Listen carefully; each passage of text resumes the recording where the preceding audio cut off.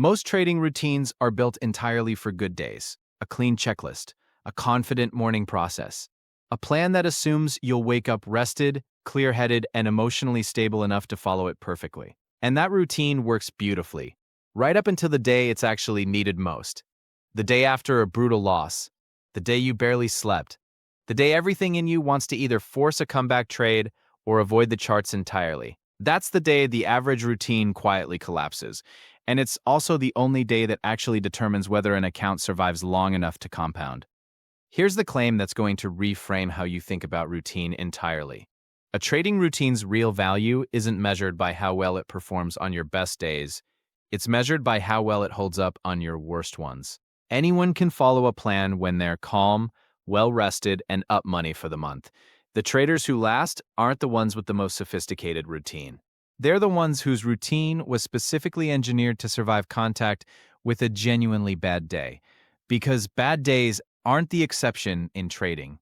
They're a scheduled, recurring part of the job. You already know what a bad day feels like from the inside. You wake up already thinking about yesterday's loss before your feet hit the floor. You open your charts with a knot in your stomach instead of curiosity. Maybe you skip your usual prep entirely because what's the point?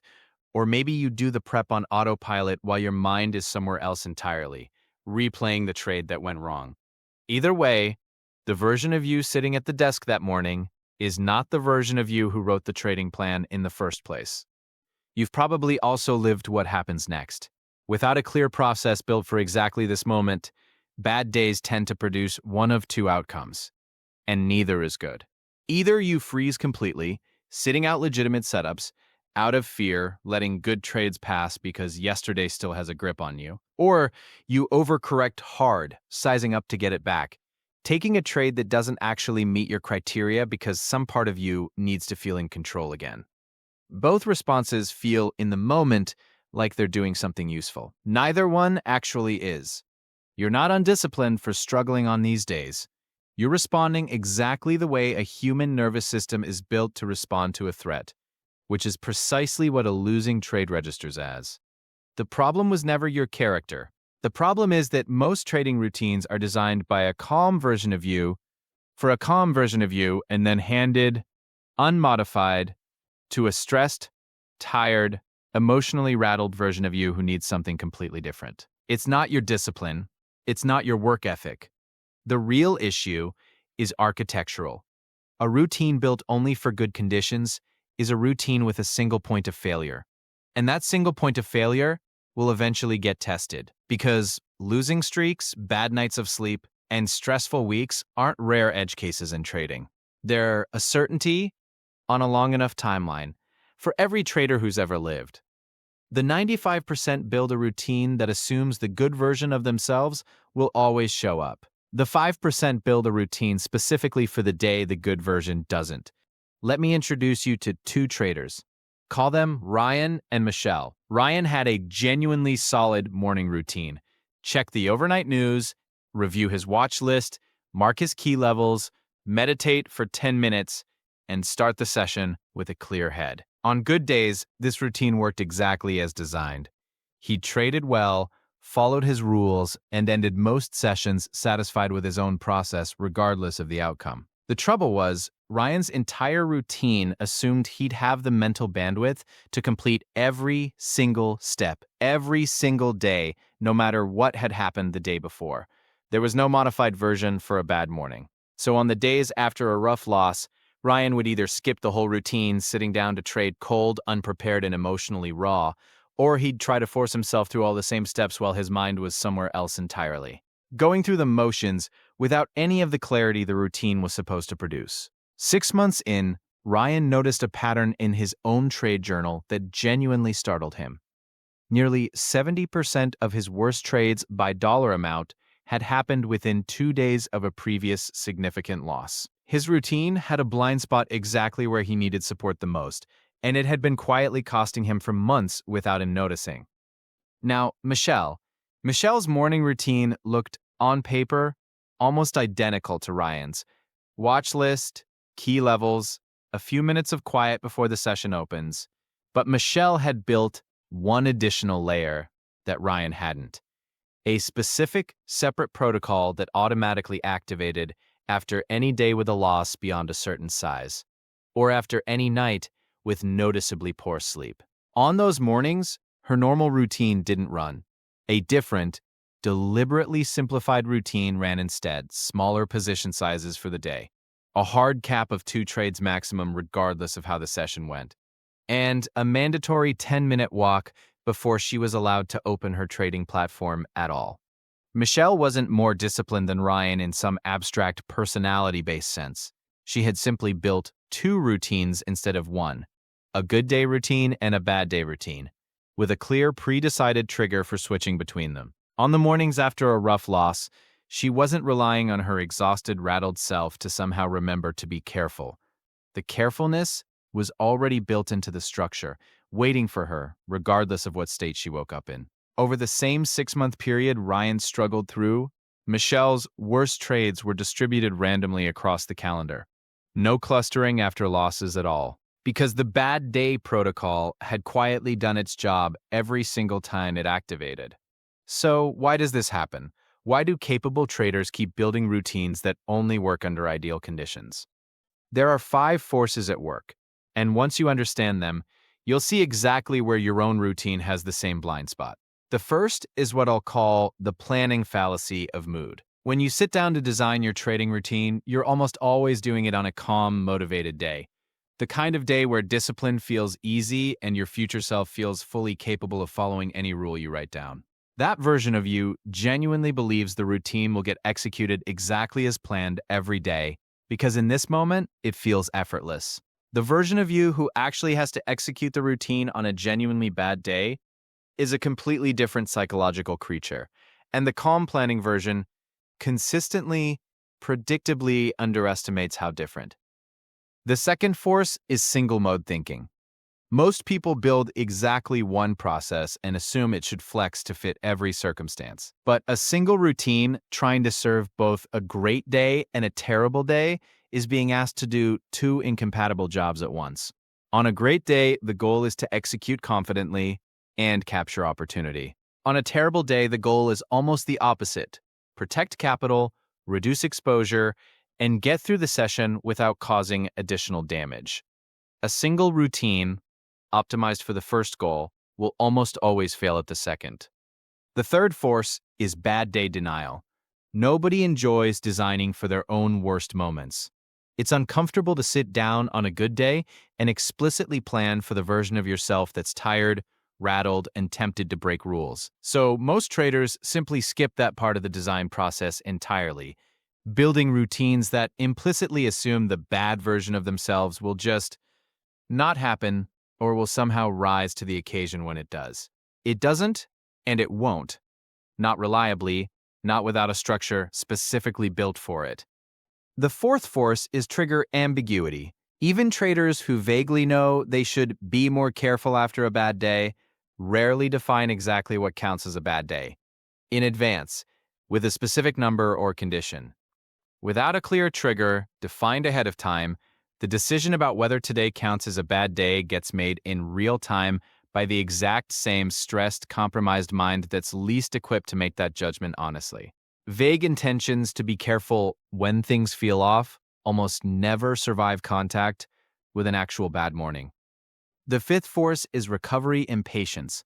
After a loss, there's a strong pull toward wanting the very next session to erase it, to prove the previous day was a fluke, to get back to feeling normal as fast as possible. A routine without a specific bad day protocol leaves this impatience completely unchecked, free to influence position sizing, trade selection, and pacing, exactly when those decisions most need to be protected from emotional influence. There's a sixth force worth naming separately because it tends to sabotage the fix itself: protocol shame. Even traders who intellectually understand the value of a bad day routine often resist actually building one because doing so feels like admitting in writing that they can't be trusted on their worst days. That admission feels uncomfortable, almost like a confession of weakness. So the plan quietly never gets written down. But every experienced professional in a high-stakes field operates with some version of a degraded mode plan, precisely because competence and needing structure on bad days aren't in tension with each other. They're the same thing, viewed from two different angles. Here's the part that should genuinely reshape how you think about your own routine. The whole point of a bad day protocol isn't to perform well on bad days. It's to survive them without making them worse. A good bad day protocol will often feel, in the moment, like it's holding you back, like you're leaving opportunity on the table by trading smaller or stopping early. That feeling is not a sign the protocol is wrong.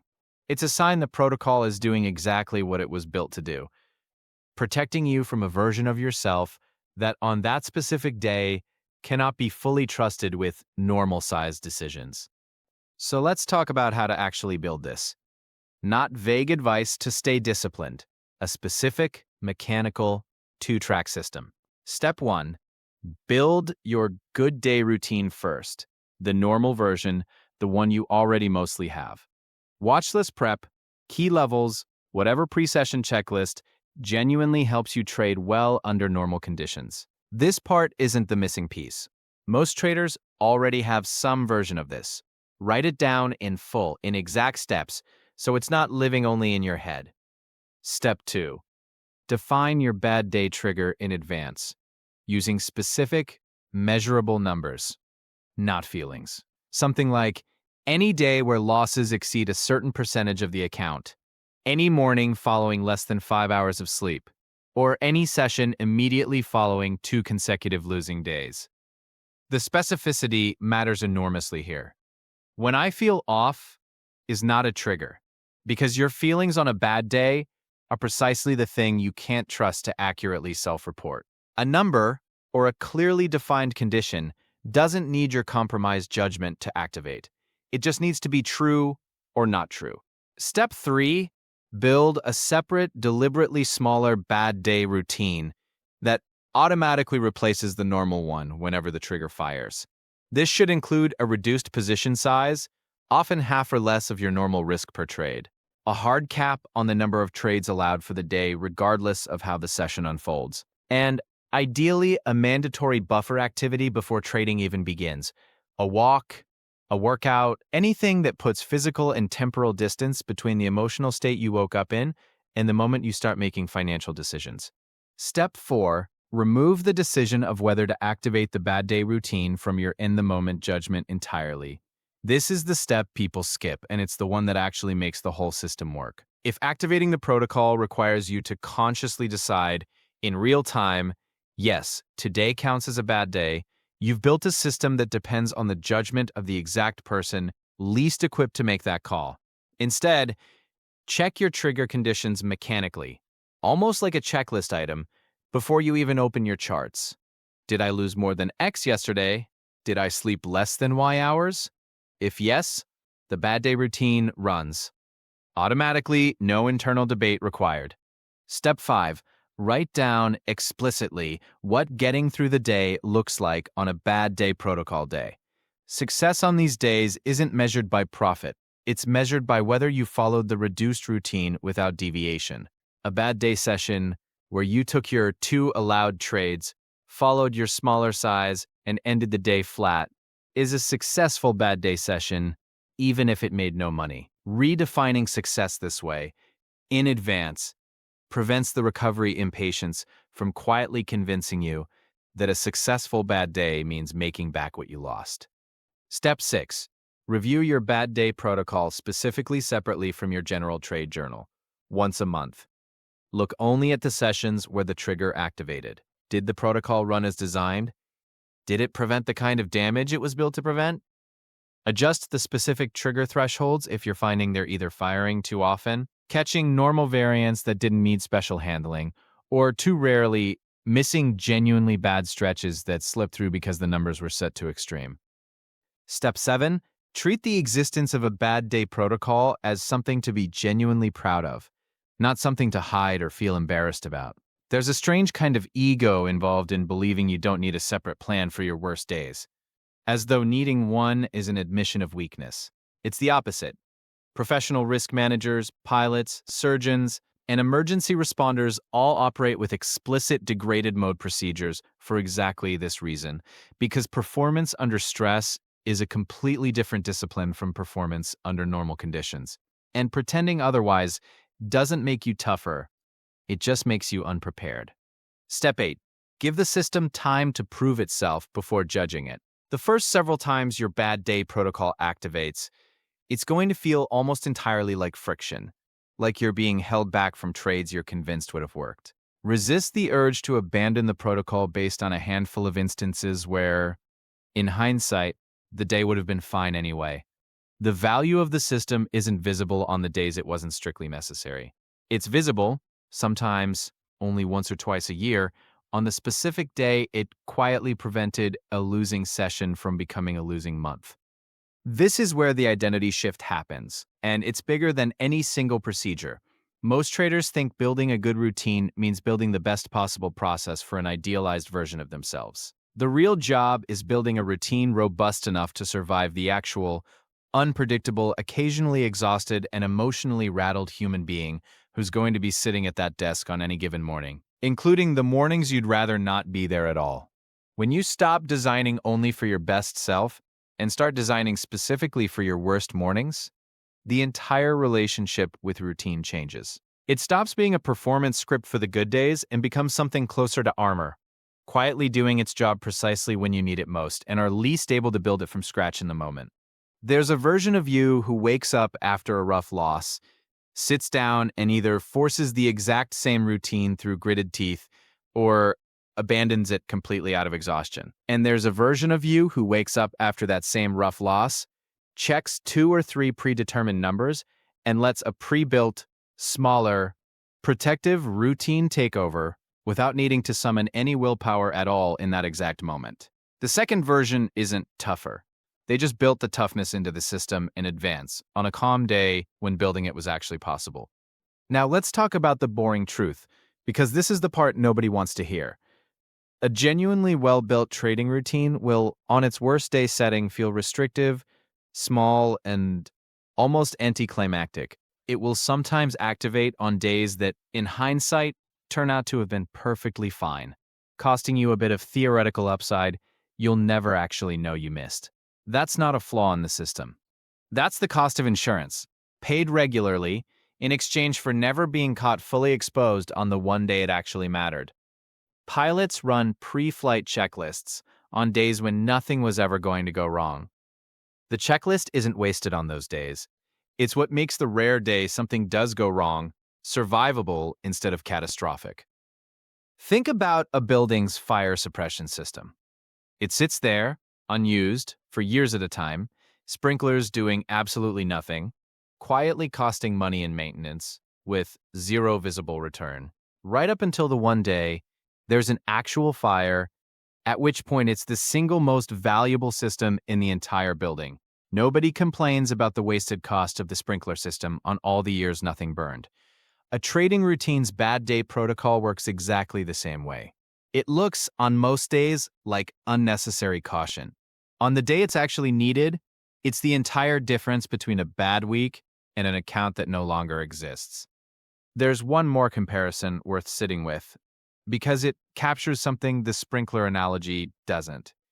Airlines don't wait for a plane to actually be in trouble before deciding what the crew should do about it. Every possible degraded scenario, engine failure, pressure loss, medical emergency, has a specific pre-written checklist decided on calmly, years in advance, by people who will never personally be in that cockpit on that specific day. The crew that eventually faces one of those scenarios isn't relying on their own creativity or willpower in the moment. They're relying on a decision someone calm already made for them. Your bad day trading protocol is the exact same kind of gift, handed from the calm version of you today to the exhausted version of you on some future morning you can't yet predict. So let's go back to Ryan and Michelle. Ryan, after finally noticing the pattern in his own journal, rebuilt his process almost entirely around this idea, adding a specific numeric trigger and a genuinely separate, smaller routine for the days after it fired. It took him a few months to trust the system enough to actually let it override his instinct to trade normally.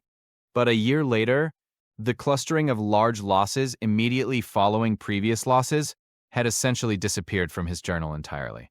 Michelle, meanwhile, kept running the exact same two-track system she'd built from the start. Nothing dramatic to report, no story-worthy turnaround, because there had never been a crisis for the system to dramatically fix. It had just been quietly doing its job the entire time, catching every bad morning before it had the chance to compound into something worse, in a way so unremarkable that Michelle herself had almost stopped noticing it was even there. Here's the choice in front of you, and it's genuinely this simple. You can keep running a single routine built entirely for your best days and hope that your worst days somehow rise to meet its standards on their own.